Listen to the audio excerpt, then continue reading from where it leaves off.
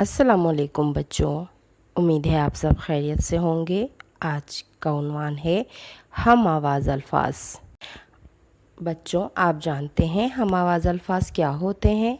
हम आवाज़ अल्फाज वो अल्फाज होते हैं जिनकी आवाज़ एक जैसी होती है। जग, मग। बच्चों, लफ्ज़ जग और मग की आवाज़ एक जैसी है, इसलिए ये हम आवाज़ अल्फाज हैं।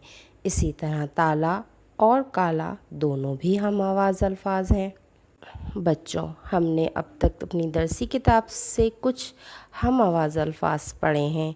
आइए देखते हैं वो अल्फाज कौन से हैं जो हम अब तक पढ़ चुके हैं। चोट, वोट। शोर, मोर। लाठी, काठी। वादी, दादी। जाला, माला। फूल, धूल। घूमा, झूमा। चील, रील। चीता, जीता। बर्तन, दर्जन। Heater, metre. काजल, बादल। नाम, काम। नान, शान। मौज, फौज। और गौर।